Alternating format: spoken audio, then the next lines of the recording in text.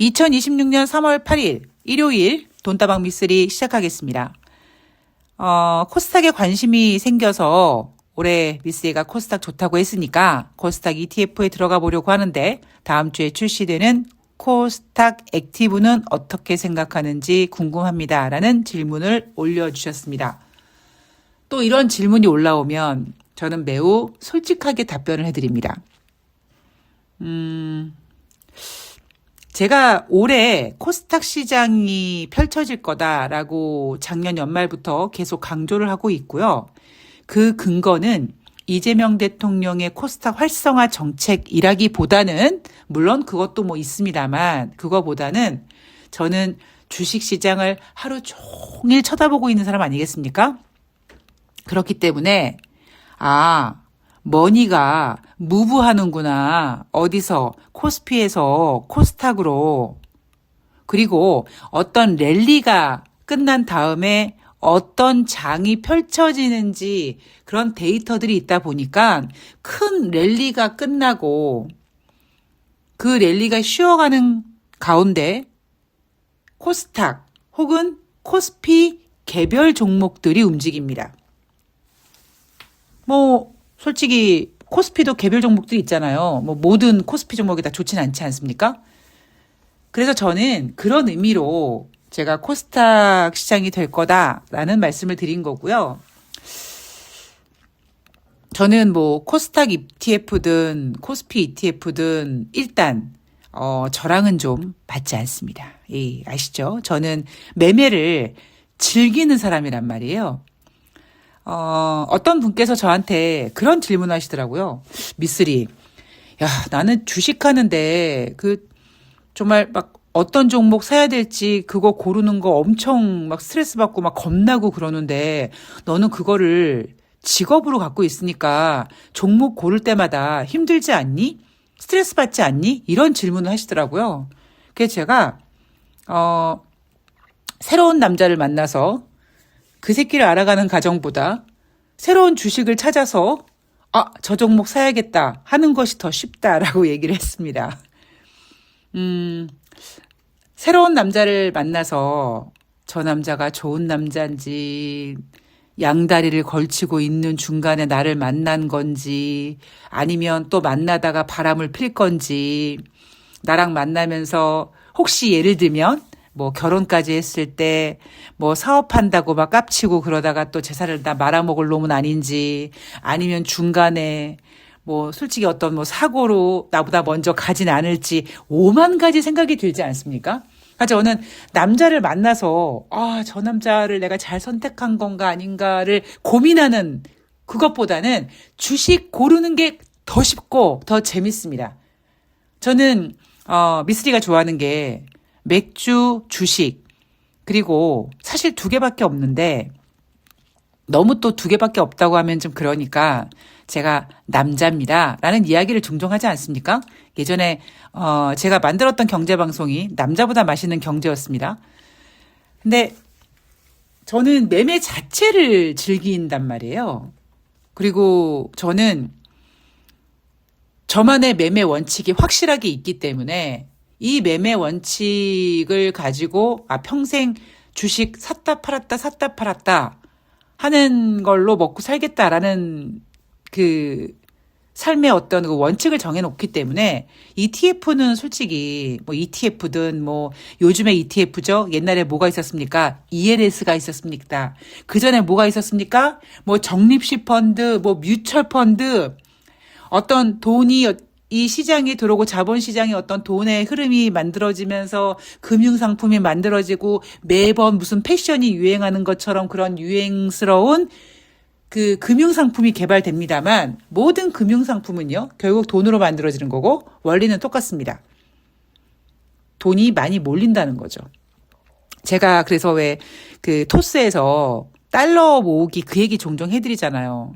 계속 돈이 들어가니까 사는 사람이 많아지니까 계속 가격이 올라가는데 원래 코스트 에버러지 효과, 그러니까 에버러지가 아니라 에버리지죠. 코스트 에버리지 효과가 대부분 금융상품, 그러니까 코스피 지수가 증시가 뭐 700포인트, 1000포인트 게 높았을 때 더 갈 거라고 금융회사들이 거치식 금융상품을 만들었고 그 거치식 금융상품이 유행을 하면 단기 고점이고 그래서 초반에 큰 돈이 들어갔던 분들이 손해를 많이 보다 보니까 그거를 이제 조자려가지고 적립식 펀드로 하자. 그 적립식 펀드의 매력이 뭡니까? 코스트 에버리지 효과입니다. 에버리지. 예, 에버리지 효과입니다.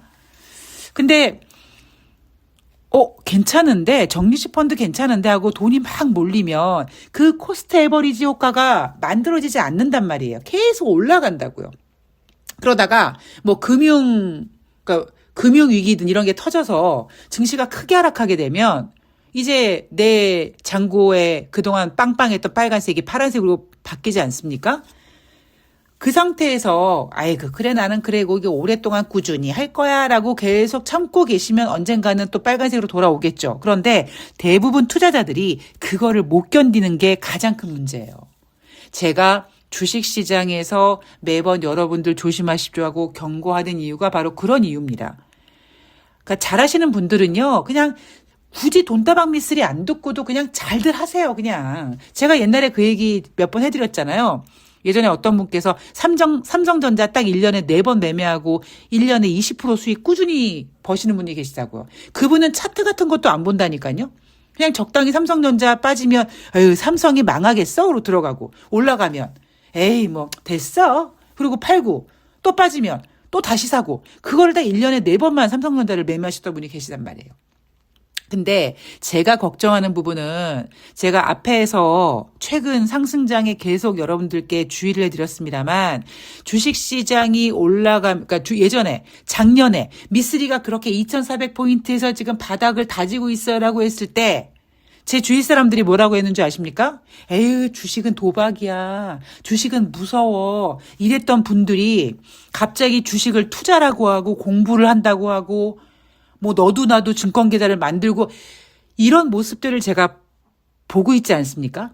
제가 이런 모습을 원투데이 받겠습니까? 랠리가 만들어질 때마다 똑같은 현상이 전개가 된다니까요.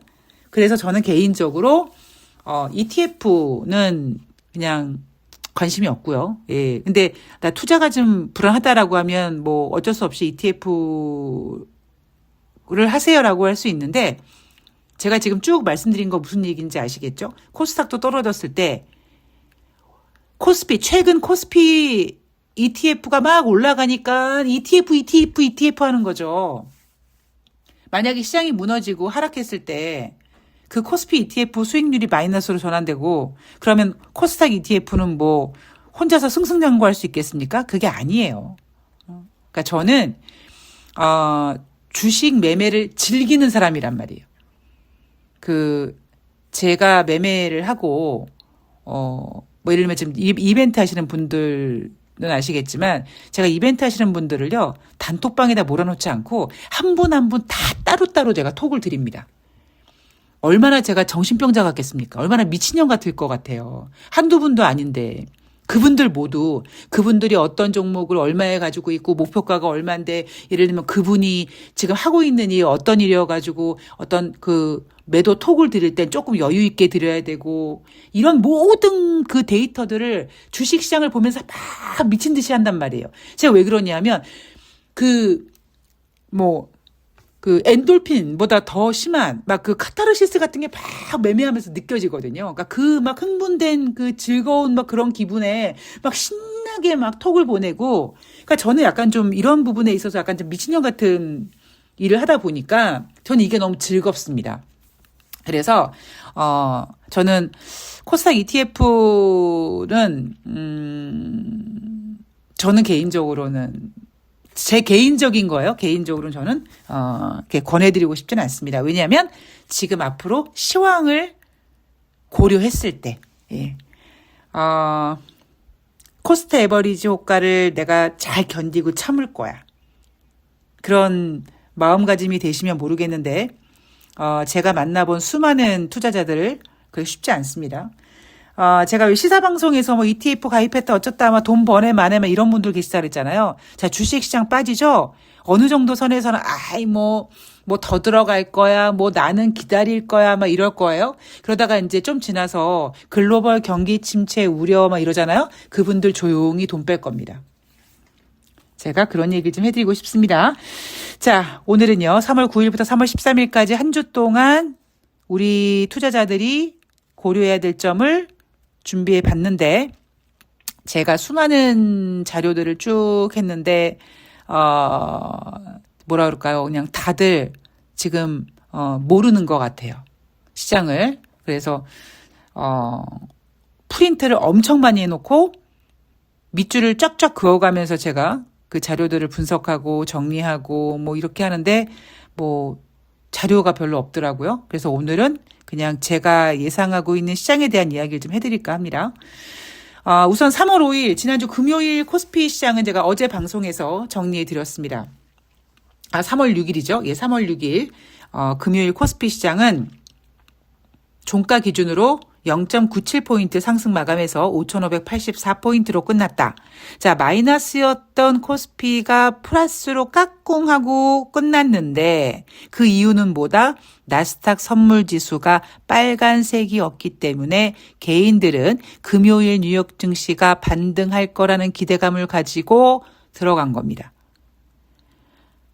저는 수급을 본다 그랬죠. 지난주 개인이 무려 일주일 동안 16조 8,970억 원 순매수. 외인은 14조 1,265억 원 순매도. 기관은 3조 7,490억 원 순매도했습니다. 자, 기관은 굉장히 얌체같이 매매한다고 앞방송에서 전해드렸어요. 자, 3월 9일부터 3월 13일까지 금요일까지 NH투자증권이 예상하고 있는 코스피 예상 밴드는 5,400에서 6,000포인트를 예상하고 있습니다. 자, 실적 펀더멘털과 낙폭과대 업종 중심의 반등을 모색할 것이다 라고 합니다. 자, 국내 증권사 애널리스트들 뭐 해외도 마찬가지입니다만 2월 말까지 어땠습니까? 계속 코스피 간다라고 했습니다. 미쓰리 혼자 3월 달은 코스피 월봉 음봉이에요 라고 했는데 국내 증권사들은 2월 말에 대부분 코스피 전망치를 상향 조정했습니다.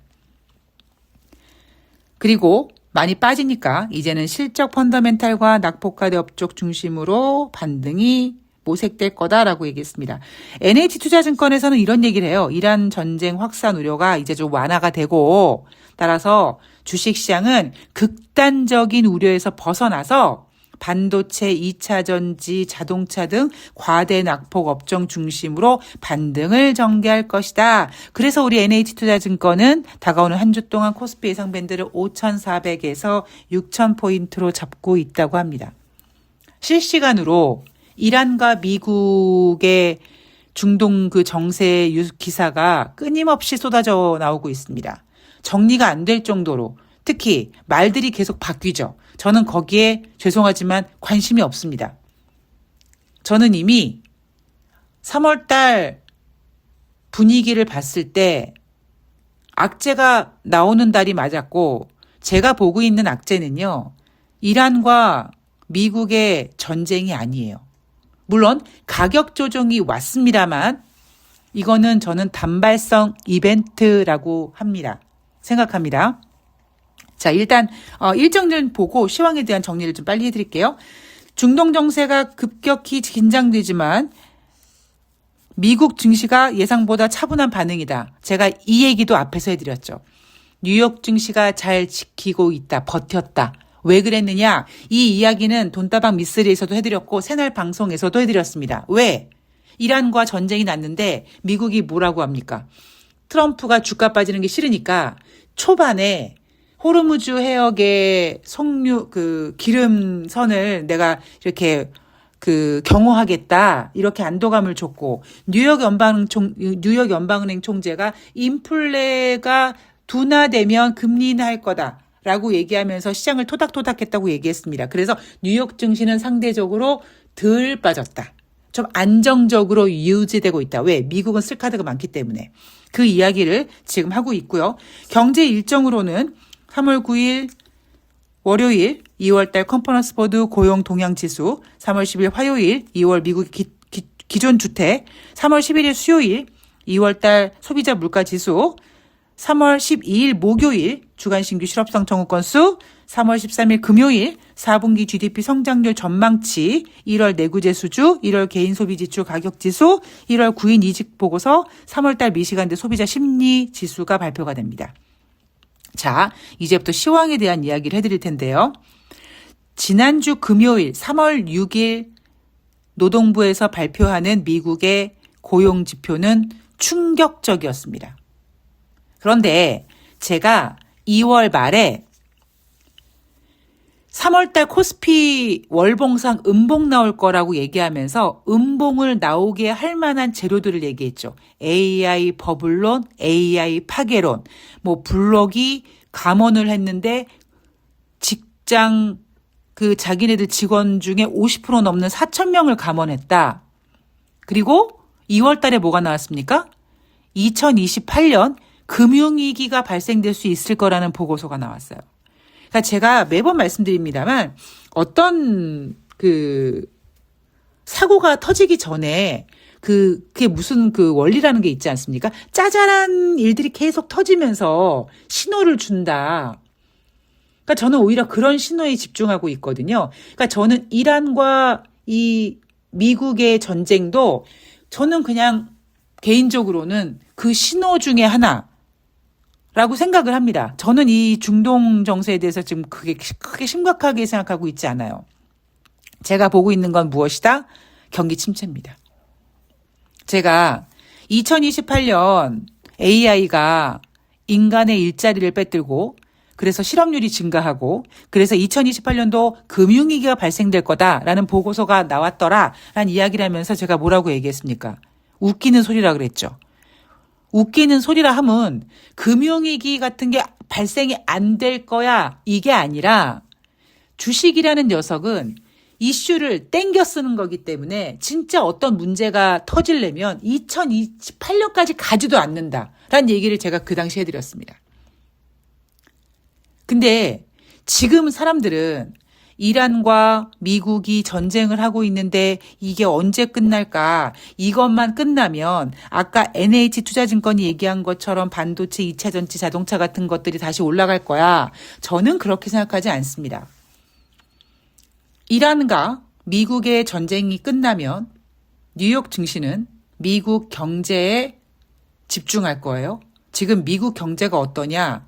고용이 개판입니다. 이 고용은요, 그러니까 그저께 발표한 3월 6일 발표한 고용지표만 부진했던 게 아니에요. 돈다방 미스리 오랫동안 들으신 분들은 저 고용지표가 얼마나 그동안 수정을 했는지 증가했다고 했다가 2, 3개월 뒤에 마이너스 감소하고 개판 5분 전이었다고 얘기했고 미쓰리가 미국 경제가 안 좋아요. 미쓰리 머릿속에 경제지표를 쭉 모년종이에 그렸는데 다 우하향 곡선을 그리고 있어요. 미국 경제 안 좋다니까요. 했을 때도 미국은 뭔 소리야 미쓰리 우리 고용 좋아 하고 반박했던 그 고용지표가 최근 막 감소하거나 예전에 14만 명, 16만 명 이렇게 나왔을 때도 예상보다 부진하니까 경기 침체라고 해서 주식시장이 크게 빠졌던 적이 있었는데 지금은 뉴욕 증시, 그러니까 미국에서 발표되는 고용지표는요,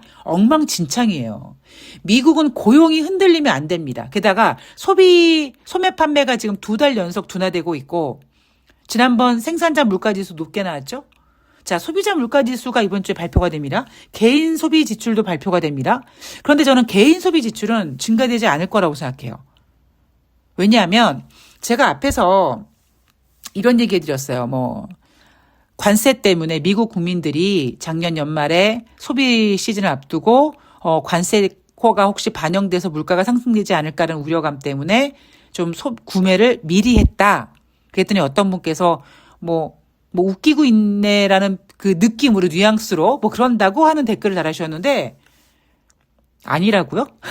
아니라고요? 그러니까 어쨌든 지금 미국 국민들은 지금 소비력이 떨어졌단 말이에요. 고용지표 안 좋죠? 소비 둔화됐죠? 근데 주식시장은 그래도 잘 버티고 있으니까 경제지표가 막 뒤죽박죽 나오고 있다라고 얘기했습니다.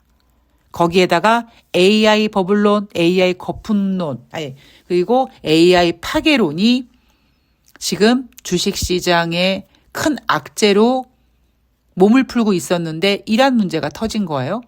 그러면 미국과 이란이 합의를 한다. 합의를 하지 않고 지리멸렬하게 전쟁이 이어가더라도 주식시장은 이제 더 이상 그러니까 어느 정도 시간이 지나가면 더 이상 미국과 이란의 전쟁 재미없어 하고 시선을 다른 데로 돌릴 텐데 그게 바로 경기 침체가 될 것이다. 당장 오히려 저는 미국과 이란의 이 중동 정세, 이 전쟁이 경기 침체가 올 수 있어. 뭐 때문에? 이란과 미국의 전쟁 때문에.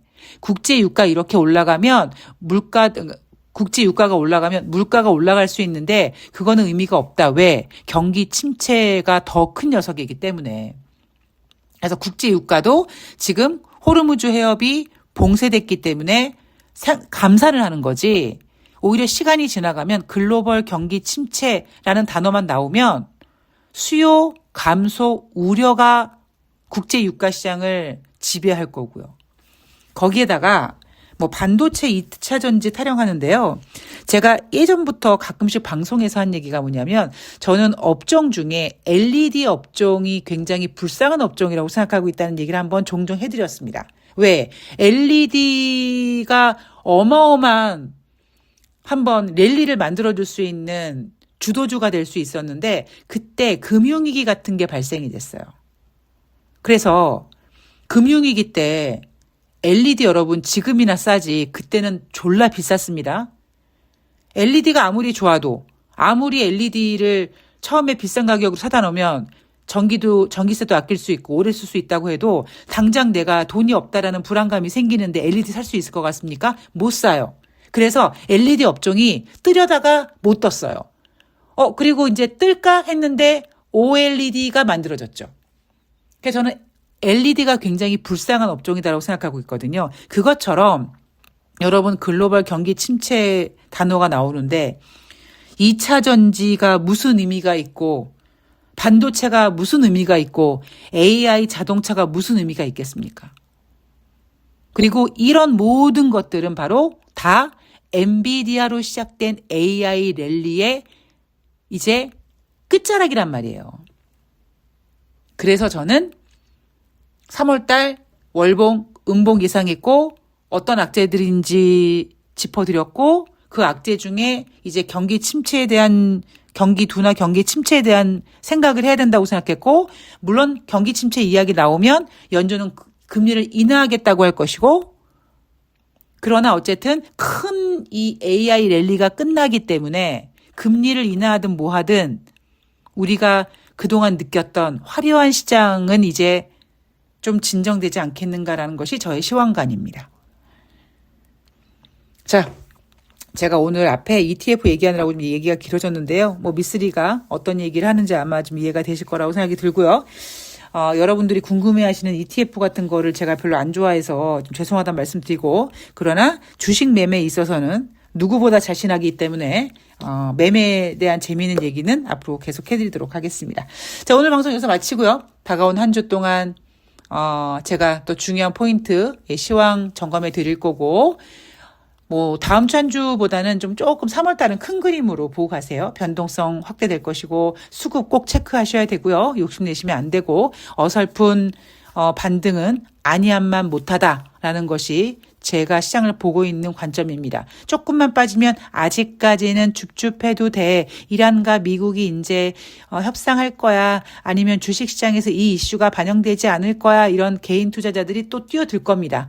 그렇기 때문에 아직 그러니까 물갈이가 덜 된 상태라는 거 잊지 마시고 여러분들 시장 잘 대응하시기 바랍니다. 자, 저는 다음 방송에서 인사드리도록 하겠습니다. 고맙습니다.